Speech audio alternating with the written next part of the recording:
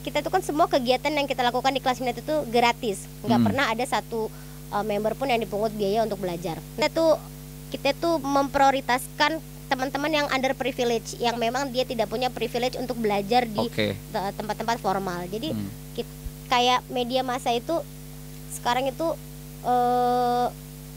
ini mudah-mudahan gue nggak diserang banyak orang deh. Tohin waktu kita kemarin kasus Bima kemarin, Bima itu memaparkan beberapa fakta tentang Lampung. Terus jadi kan persepsi publik itu terbangun se Indonesia kalau Lampung itu jelek. Halo semuanya, kembali lagi nih bareng gue Ferdi Putra yang bakal nemenin kalian nih di podcast Garis 2. Dan kali ini kita bakal ngobrol sama orang yang menurut Ferdi ini bakal inspiratif, dan juga bakal buat kalian dapat insight-insight baru nih di sore hari ini yang bentar lagi malam ya. Tapi bakal dapat banyak insight.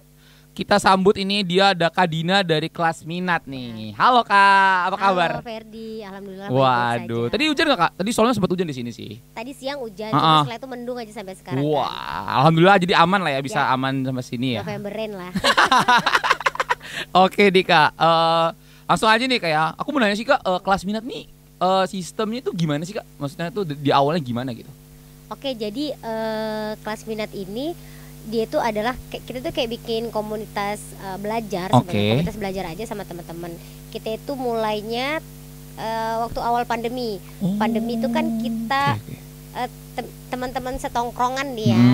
Jadi rata-rata kan teman-teman pekerja kreatif, ada yang fotografer, ada yang videografer, ada yang saya juga sebagai jurnalis waktu itu. Terus udah gitu teman-teman event. Jadi pada saat pandemi itu kita bener-bener nggak ada job gitu kan, dan kita yang biasanya kerja kerumunan, kerja melibatkan orang banyak, tiba-tiba kita pada saat itu off semua, fotografer sama video, anak-anak event tuh bener-bener nggak ada event. Jadi iya benar, karena memang ditutup bener kan. Terus yang misalnya kerja jurnalis, kerja kantoran juga WFH pada saat itu kan. Iya. Jadi bener-bener nggak ada kegiatan. Nah pada saat itu juga kita ngeliat kok nggak bisa begini terus. Akhirnya teman-teman itu foundernya dulu ada Robin, juga ada satu lagi teman kita bikin kelas. Berpikir untuk ngumpulin teman-teman di sekitar itu, teman-teman yang tadi pekerja kreatif. Dikumpulin aja gimana kita hunting foto aja yuk gitu tentang pandemi. Saya juga dulu bisa sama si Robin bikin project foto di rumah aja. Jadi kita tuh fotoin teman-teman kita, foto-foto juga. Maksudnya ada tokoh-tokoh di Lampung beberapa, termasuk dulu Pak Gubernur, Wakil Gubernur, semua beberapa anggota dewan tuh pengusaha semua kita tawarin, mau nggak bikin foto kenang-kenangan, foto di rumah aja gitu kan, kita bikin tuh. Jadi mereka cuman kayak di teras rumah. Di teras rumah tapi kalian foto. Kita foto tapi kan tetap ada physical distancing kan. Ada penjarakannya. Terus udah gitu termasuk kegiatan-kegiatan yang mereka lakukan pada saat itu, dokter, perawat itu juga kita fotoin.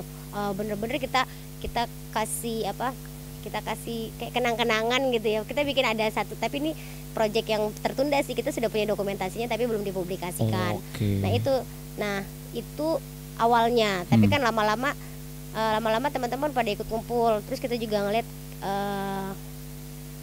kita akhirnya ngebuka banyak juga teman-teman yang underprivilege, yang maksudnya dari situ mau ikut, teman-teman ayolah nggak apa-apa, yang penting ikut ada kegiatan. Karena kan itu pandemi juga kan, nggak ngapa-ngapain.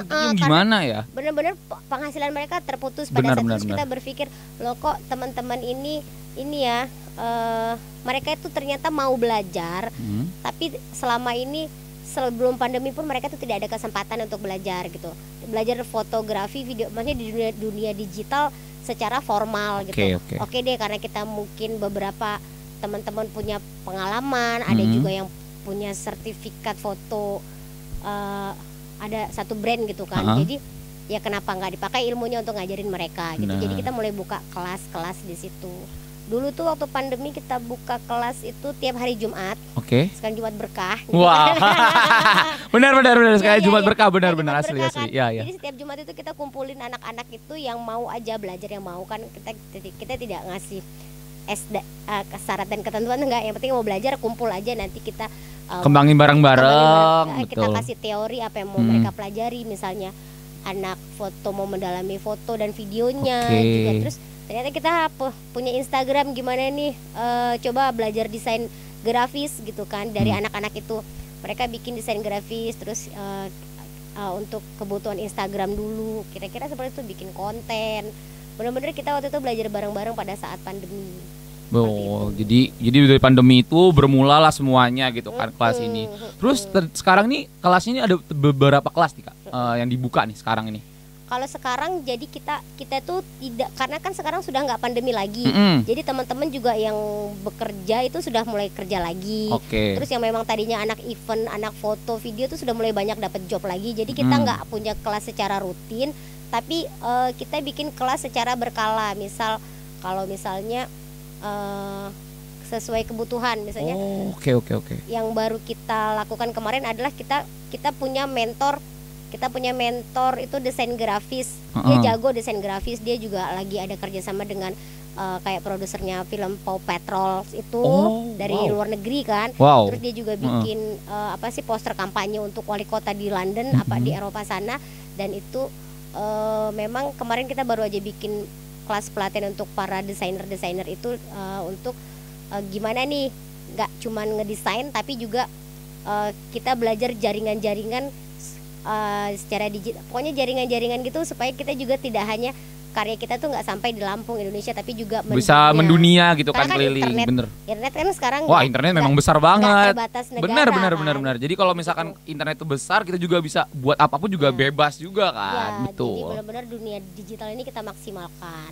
Kira-kira gitu. Betul. Terus sesuai kebutuhan aja. Apakah mereka sekarang ini kita udah jago foto tapi kita nggak bisa jualan gitu kan. Nah kita bikin kelas public speaking.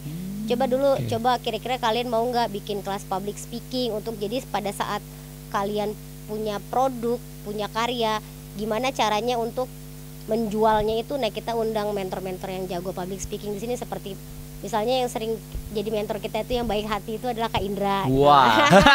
Kak Indra ya, oke. Jadi dia mau kasih materi untuk anak-anak gimana caranya public speaking yang baik supaya jualan kalian tuh laku gitu. Jadi kan kita nggak mungkin nih jualan kan diem-dieman aja kan, kayak kaku nggak dapet nantinya kan. Harganya kan enggak. Pasti ada gestur dan juga gerakan. Nah, itu yang diajari oleh mentor-mentor.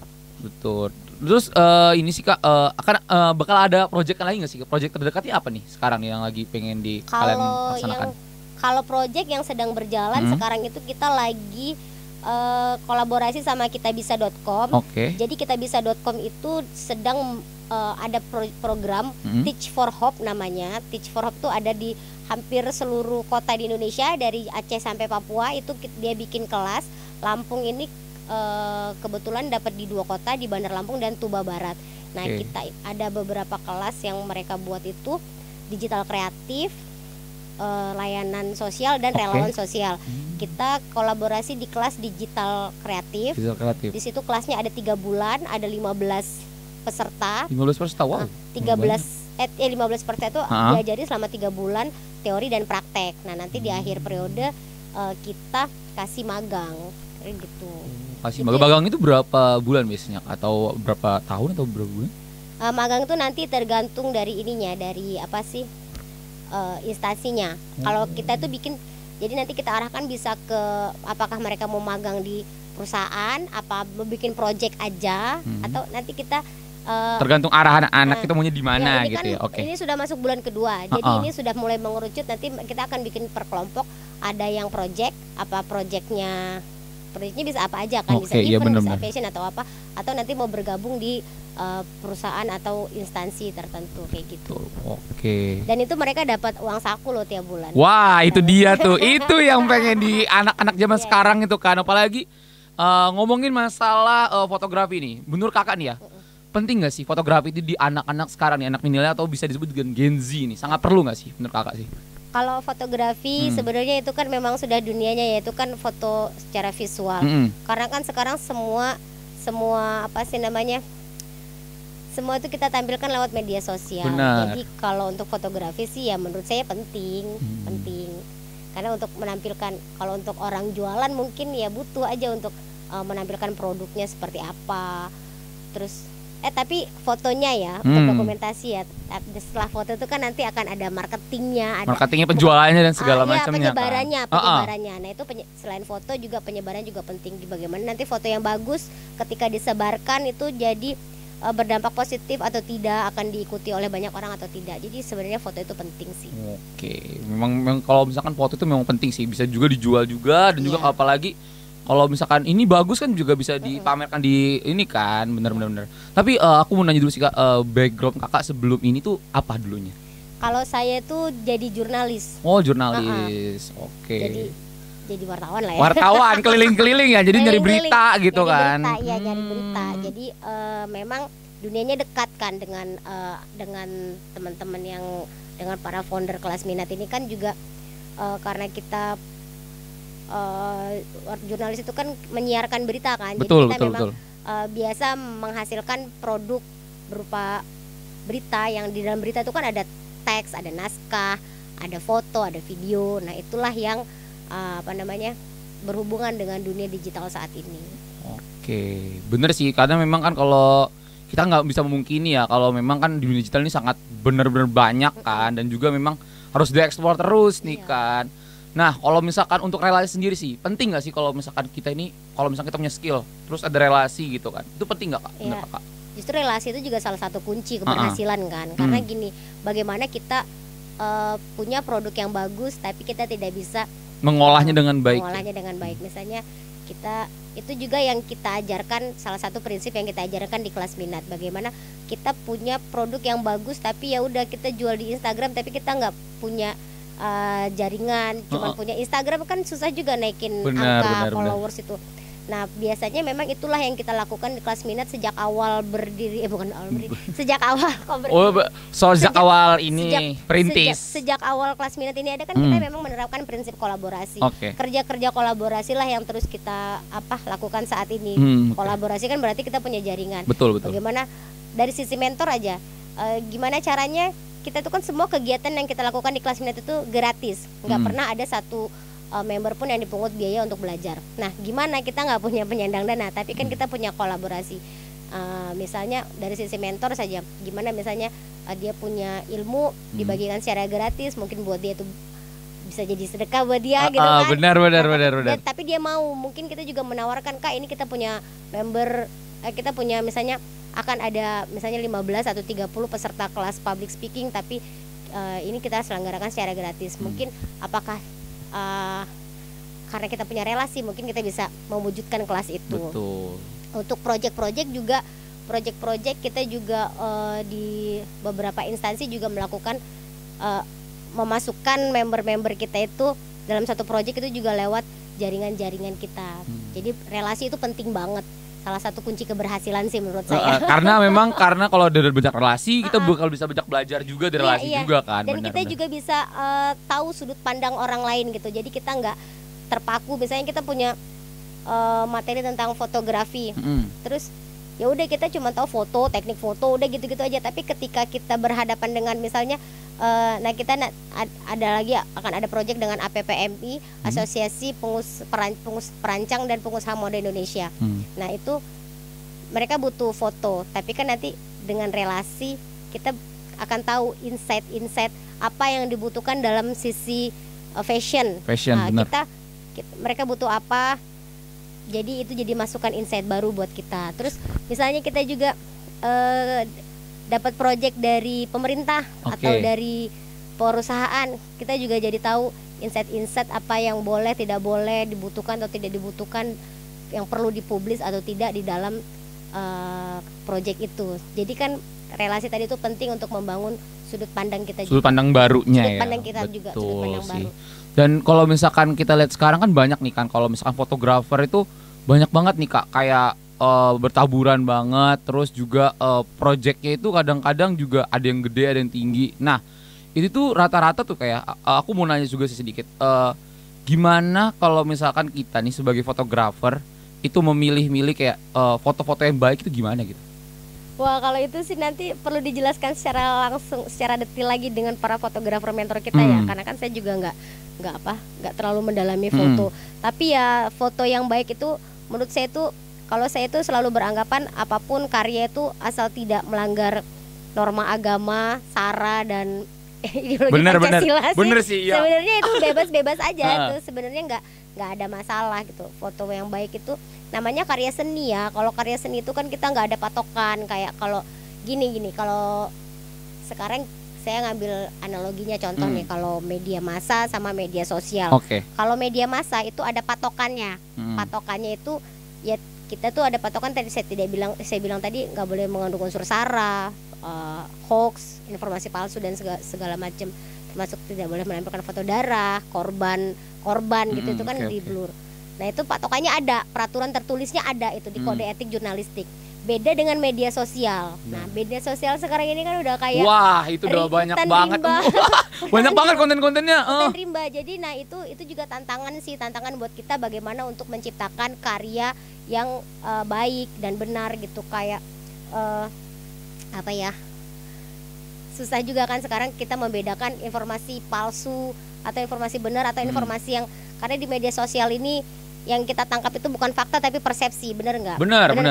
Kita nggak tahu itu benar salah, tapi yang penting persepsi dulu nyampe ke kita. Yang penting kita lihat ya gambar pertamanya kan, pasti kan kayak dilihat tuh wah ini apa nih gitu kan. Pasti orang langsung berbuka, mindsetnya juga berbeda-beda, opini juga berbeda-beda. Saya contohin waktu kita kemarin kasus Bima kemarin.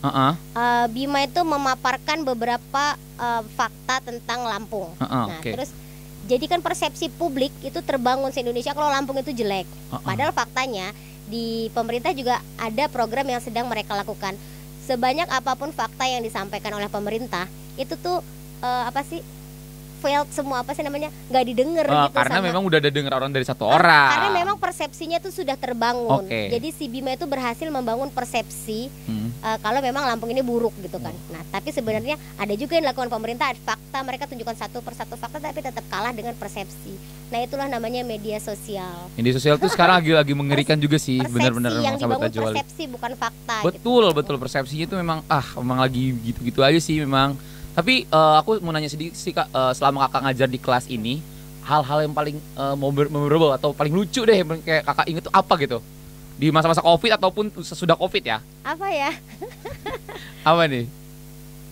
Oh iya gini, kita punya kita ini kan karena tadi awalnya kan benar-benar kita tuh memprioritaskan teman-teman yang underprivilege, yang memang dia tidak punya privilege untuk belajar di tempat-tempat formal. Jadi kita itu awalnya itu juga teman-teman yang bergabung sama kita itu juga memang maaf ya, yang dia kayak kurir narkoba, yang terus tapi dia mau berubah, bener, dan dia nggak bisa apa-apa, dia memang nggak bisa apa-apa. Terus ada juga teman-teman yang memang dari nol lah, yang mereka tuh yang cuma tamat SMP. Jadi kayak yang ini lucu ya, ini yang lucu dulu ya. Jadi dia ini nggak bisa ngidupin komputer, jadi bener-bener takut kesetrum. Jadi gini berarti? Iya itu di tahun 2002 berapa sih, Covid 2020 loh. 2020 ya. Takut kesetrum gara-gara ngidupin komputer, padahal kan ya biasa aja tinggal pencet aja. TV aja kan. Nah jadi sebenarnya itu yang lucu. Tapi kalau yang memorable juga saya ingat gini.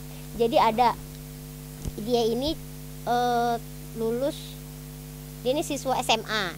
Jadi dia benar-benar yang benar-benar minta pendapat, sampai minta support kalau bisa kita juga ke keluarganya tuh gimana supaya dia tetap ikut kita gitu. Bukan tetap ikut belajar, karena kan mereka itu kan kayak gimana ya, makanya ada Teach for Hope itu kan.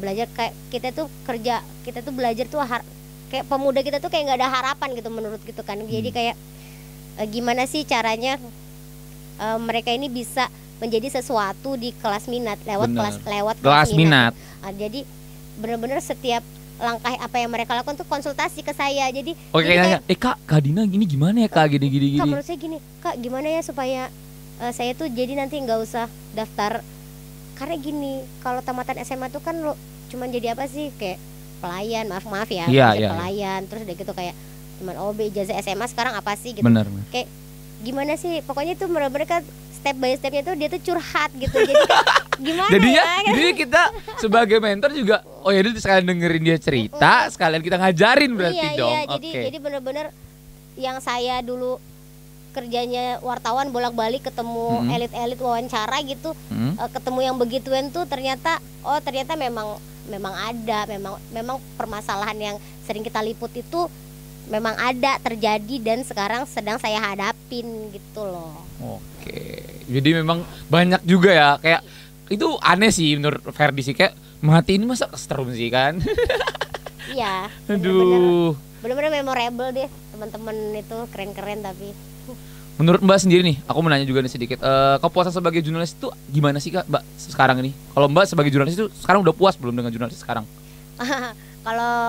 Kalau saya dulu jadi jurnalis tuh, kalau saya jadi jurnalis sih ya bangga banget kan, karena ternyata kalau dulu sih kita ngejalanin aja kan, enjoy aja. Karena kita dulu kerja dari pagi cari berita, lapor, tapi ternyata pas di perjalanan juga, oh ternyata kita itu punya privilege gini, misalnya kayak tadi, kayak beberapa ternyata dari berita yang kita hasilkan itu ada dampaknya ke masyarakat. Misalnya kayak contoh kecil misalnya ada kebakaran, kita ngeliput kebakaran nih, terus udah gitu seorangnya tuh kayak sedih gitu, terus kita liput, terus ada perhatian dari pemerintah kasih bantuan, terus ada rehabilitasi tempatnya, terus dia bikin program yang bagaimana supaya, pokoknya dia bikin program yang bagaimana untuk mitigasi kebakaran itu supaya terjadi lagi gitu. Itu tuh kita seneng banget gitu.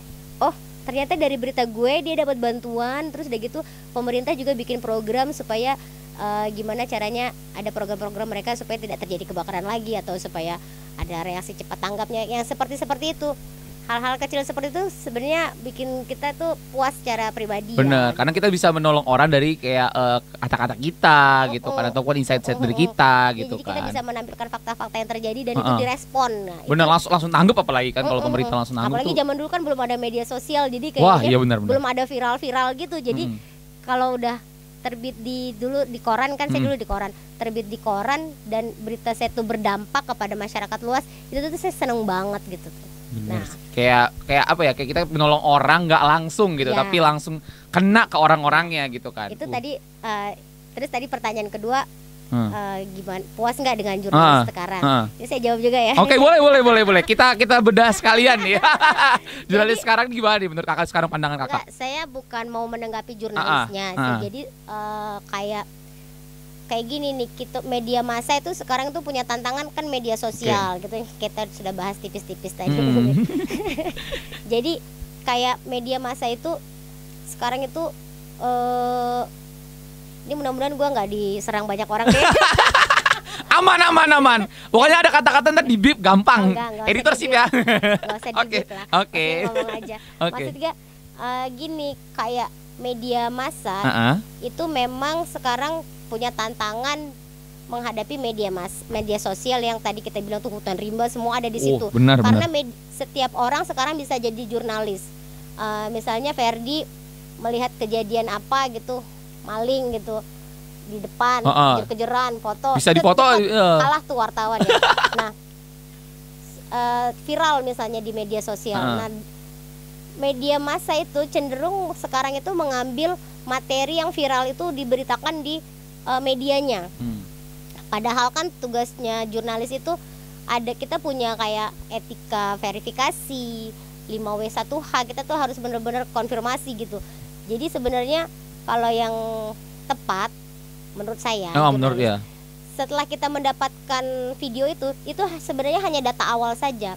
Yang sebenarnya harus dilakukan adalah jurnalisnya datang ke TKP, mewawancarai orang sekitar, mewawancarai korban, mewawancarai polisi. Jangan-jangan setelah viral itu udah ketangkep gitu kan. Iya benar. Jadi beritanya juga jadi lama juga kan. Dan beritanya tuh jadi cover, bukan lagi cover both side tapi cover all side. Nah, itu kira-kira yang tantangannya sekarang. Kayak media massa juga sekarang juga menurut saya lagi dalam posisi transisi dari konvensional ke digital. Kayak biasanya segampang itu mereka cari berita, ternyata bisa dilakukan juga oleh masyarakat umum dengan tinggal di videoin jadi media sosial. Nah, itu sebenarnya transisi yang saya bilang itu, bagaimana mereka yang lebih cepat lagi, lebih aktual lagi seperti itu. Nah, termasuk dalam produk-produk dan platformnya. Kalau kita lihat di Indonesia ini yang saya contohkan itu adalah banyak sih, cuman yang saya contohkan tuh narasi. Najwa Shihab. Oke. Najwa Shihab itu produk jurnalistik. Ferdi kalau nonton Najwa Shihab lewat apa? Biasanya lewat YouTube atau juga kadang-kadang juga bisa dari TV juga, karena kan dia pernah di Metro TV kan sebelumnya. Sekarang nggak, kan dia sekarang nggak di Metro TV. Dia punya narasi itu. Najwa Shihab cenderung nggak tampil di televisi lagi kan sekarang. Nah, itu yang saya bilang, YouTube, Instagram itu kan bukan produk pers. Produk pers itu adalah koran, radio, online, televisi. Nah, online itu juga sebenarnya udah masuk digital. Nah, yang dilakukan oleh Najwa Shihab itu adalah lewat narasinya, itu adalah jurnalistik berbasis digital. Dia tetap punya narasi.tv, dia tetap punya narasi websitenya, tapi pemasarannya dia lakukan lewat media sosial. Benar. Yang banyak ditonton orang adalah media sosialnya. Ya, media sosialnya itu banyak banget sih memang sih.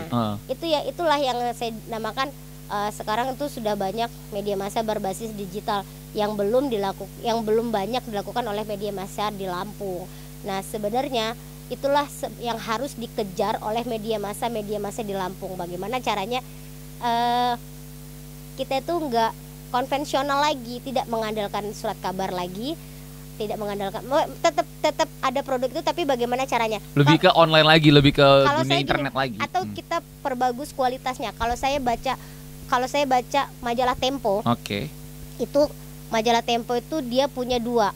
Yang satu memang online yang memang cepat untuk dibaca, dan satu lagi adalah liputan investigasi dia itu yang memang harus orang harus berlangganan dulu kalau mau baca investigasi dari dia. Dan investigasi Tempo itu memang biasanya sih nggak ada di media lain. Nah, itu sebenarnya kalau misalnya media massa di Lampung ini mau tetap eksis dan survive, sebenarnya kualitasnya yang harus ditingkatkan lagi. Berita yang dia punya itu tidak dipunyai orang lain. Dengan demikian kan kalau itu makin besar sih itu kalau misalkan ada kayak berita-berita eksklusif banget kan ya. Dulu saya baca berita Ferdi Sambo awalnya. Sebelum ada persidangan saya baca majalah Tempo duluan, yang berbayar itu berlangganan tiap bulan. Itu saya berlangganan kan. Dan liputan pertama itu tuh sama persis dengan yang di sidang. Jadi beda-beda tipis lah ya. Maksudnya konstruksinya sudah terbentuk. Jadi kayak mereka tuh punya wartawan punya metode liputan yang sangat-sangat investigatif. Nah, itu. Jadi sebenarnya dari situ aja saya sudah puas banget baca berita itu. Dan juga memang mendisajikannya juga dengan baik juga kan. Jadi kalau misalnya jangan takut juga kehilangan misalnya cuan gitu. Karena kan kalau semakin bagus beritanya, semakin eksklusif beritanya, semakin mau orang untuk baca dan bayar juga. Berlangganan itu. Nah, itulah kira-kira tantangannya media massa saat ini. Betul sih. Kira-kira gitulah. Media sekarang juga memang agak susah juga sih sebenarnya juga kan. Ya, Ferdi baca koran nggak? Baca koran sih, tapi biasanya sih beli koran di mana sekarang? Wah, di jalan ya kayaknya ya. Di jalan itu susah banget. Ada. Masih ada SPBU dekat SPBU itu masih ada sih. Tapi kalau ini apakah terdapat strategi khusus nih Kak yang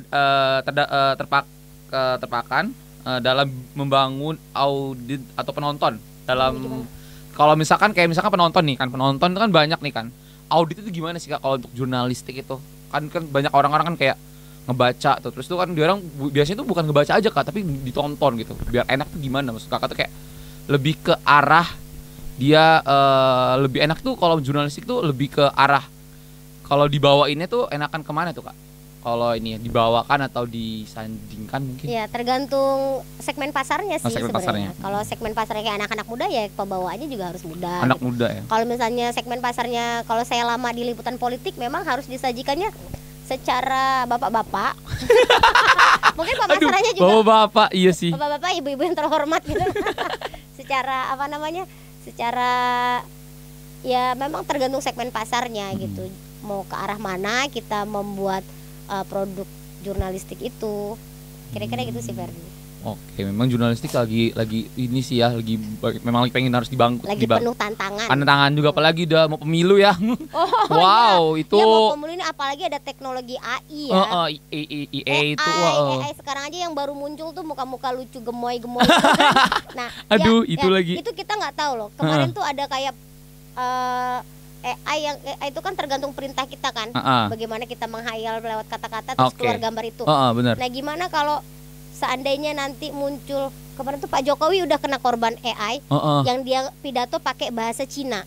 Nah, iya, aku ngeliat tuh. Coba bayangkan kalau itu calon misalnya calon presiden siapapun diedit seperti itu, terus pakai bahasa-bahasa yang nggak diinginkan. Aduh. Itu kan bisa menurunkan. Iya, dan juga bisa merusak itunya reputasi si ini juga kan, benar-benar. Dia dan itu kan bahaya.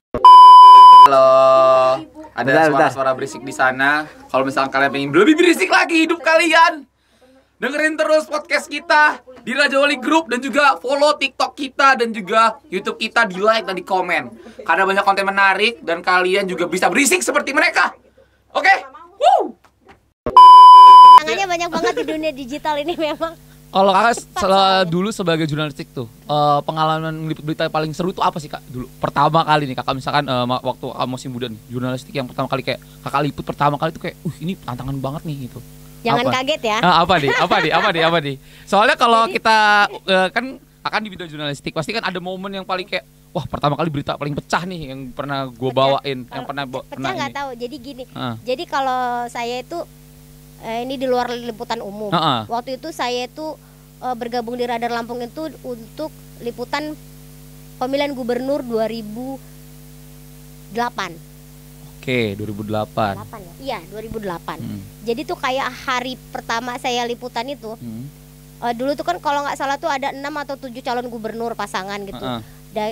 Di Radar Lampung itu dibagi kayak satu orang itu mengawal satu pasangan calon gubernur. Saat itu saya tuh yang memang nggak pernah liputan politik ya waktu itu ya. Bener-bener saya kuliah di FISIP, saya ngerti dikit-dikit.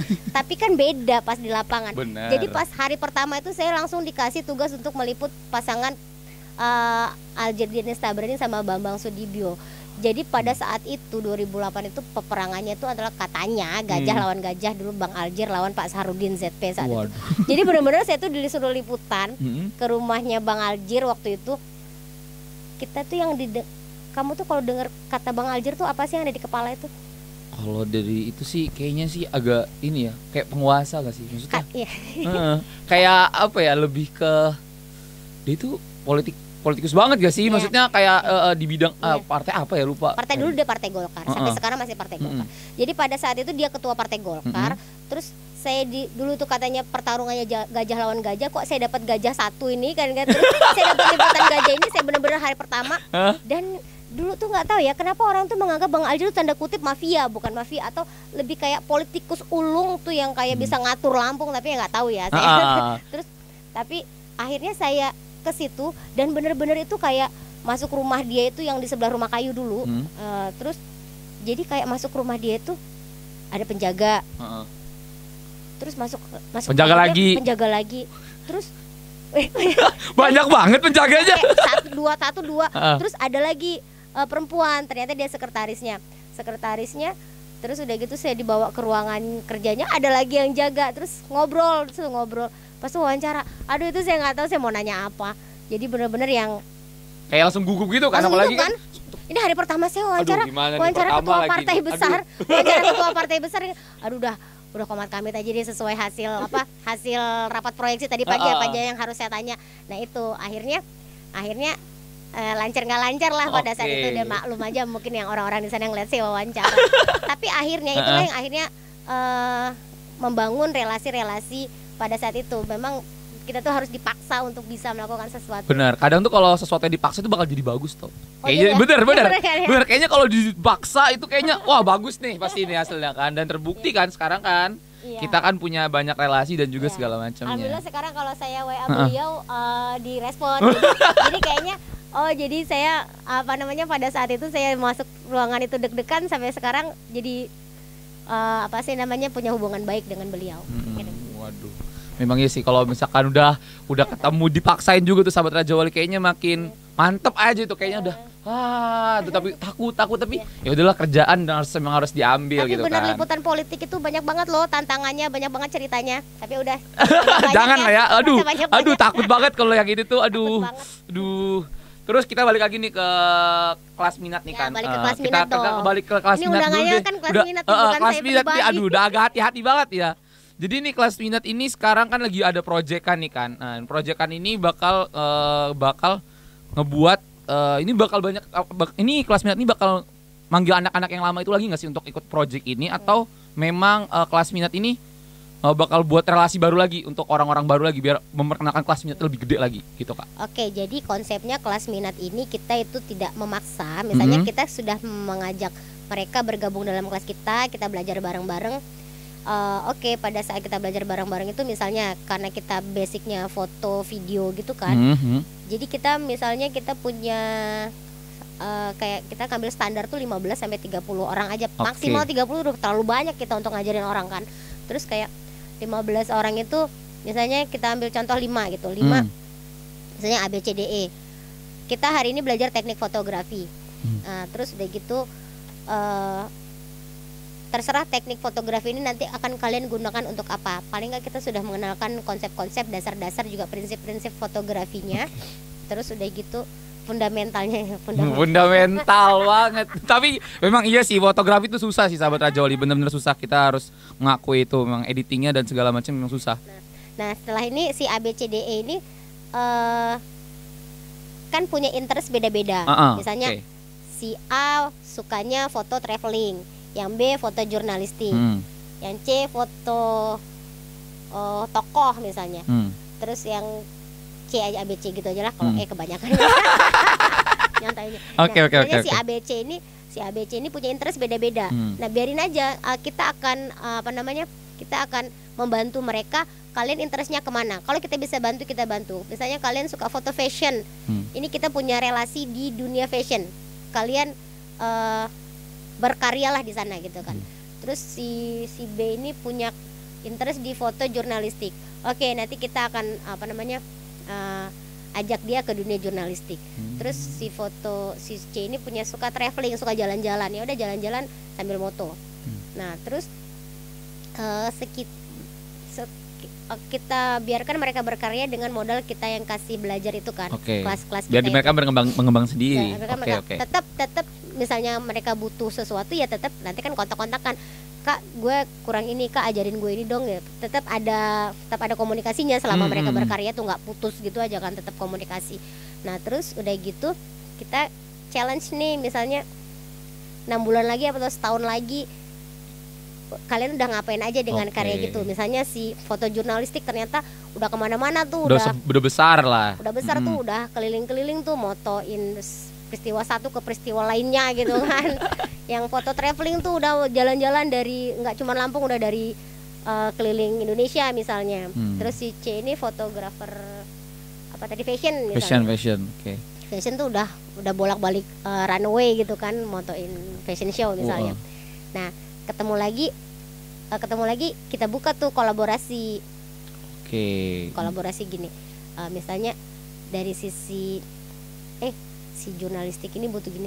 Gue butuh dong liputan model liputan fashion gitu. Nah si jurnalistik si fashion ini kan bisa ngasih rekomendasi ini loh yang bisa ini loh misalnya model atau perancang busana yang bisa recommended untuk ini. Mungkin mereka bisa bikin project fashion show dengan media partner si temannya ini. Jadi collab gitu ya. Termasuk yang traveling juga misalnya gue juga butuh publikasi nih, atau misalnya si model si fashion ini gue mau moto